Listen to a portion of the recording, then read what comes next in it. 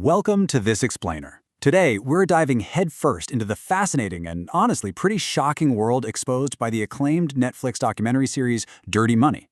We are going to unpack exactly how some of the biggest, most trusted brands out there exploit the public. And look, we're not just talking about a few bad apples here. No, we're taking a deep dive into how corporate greed operates on a massive multi-billion-dollar scale. We'll explore what actually happens when the relentless pursuit of profit just totally overrides everything else, literally turning the everyday systems we rely on into giant mechanisms for fraud. So get comfortable, grab a coffee, because we are about to decode the very real mechanics of corporate greed.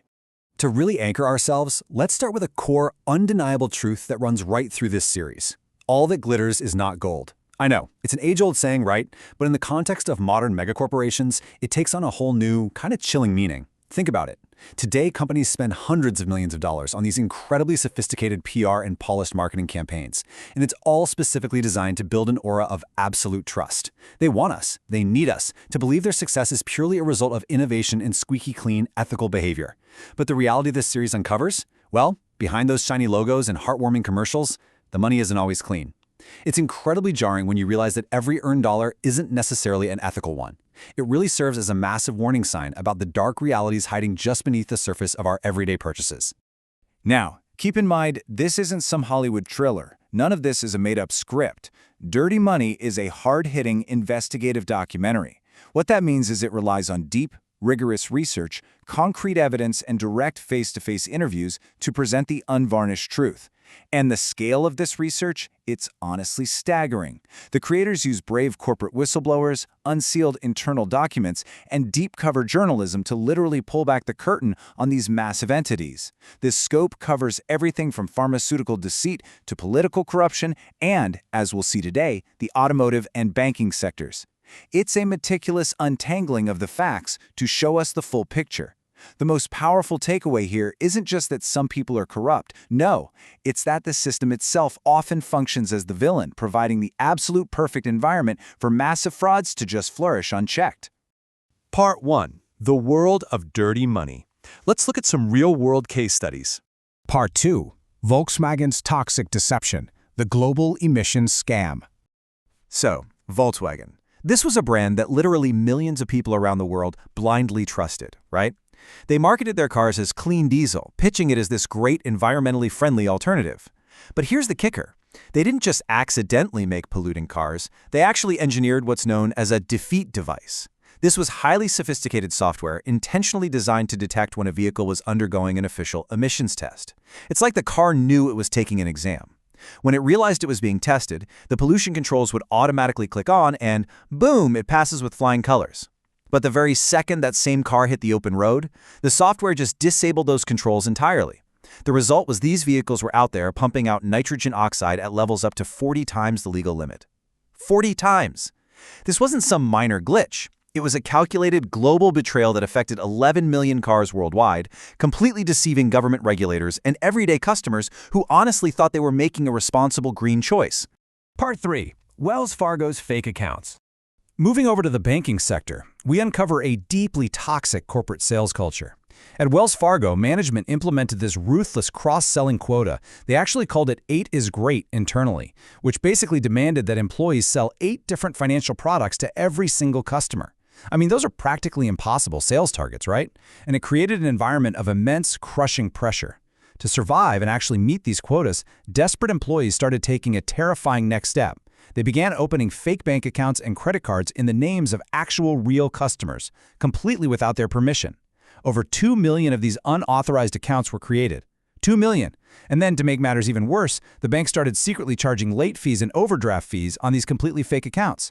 The system literally demanded fraud just to function. And the fallout? It was devastating.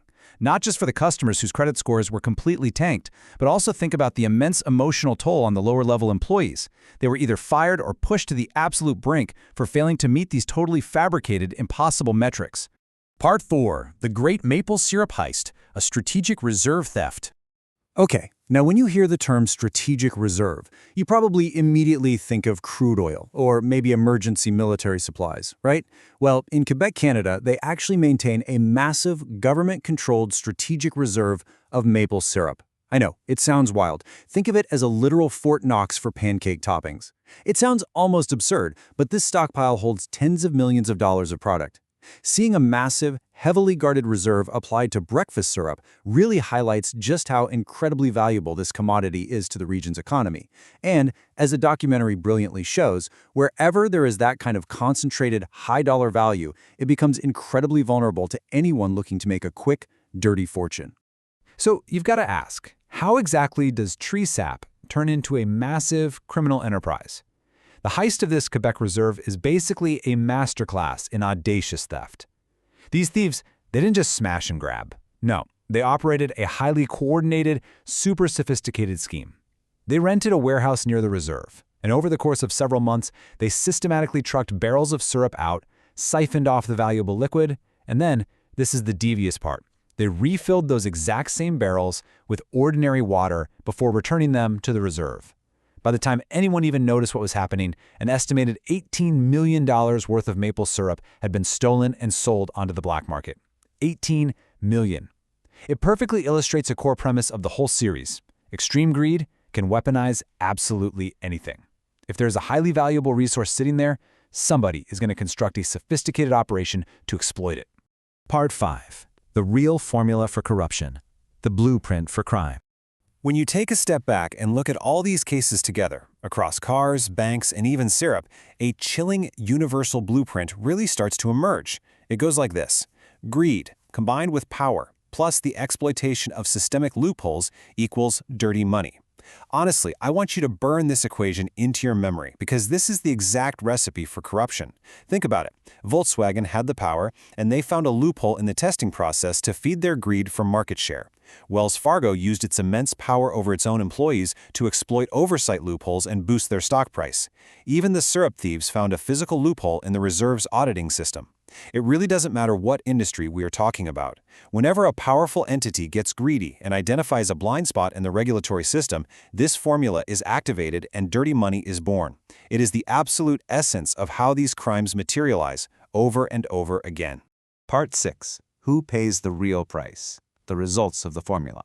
The results of this toxic formula being put into action are, well, agonizingly predictable. First off, accountability just vanishes. It completely disappears. The executives at the very top who actually designed or encouraged these toxic systems, they rarely seem to face true personal consequences.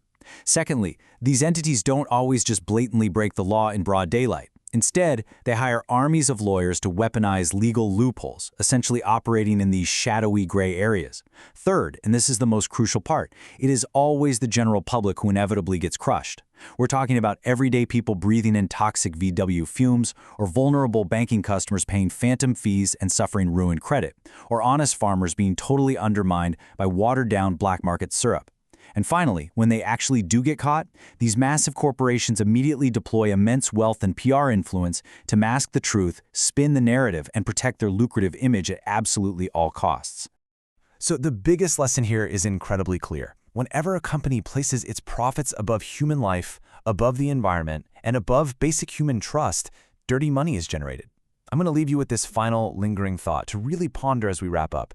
When profit becomes the literal only metric of success, who truly pays the ultimate price? It's a question we all need to start asking about the brands we trust every single day. Thanks for joining me on this explainer, and I'll catch you next time.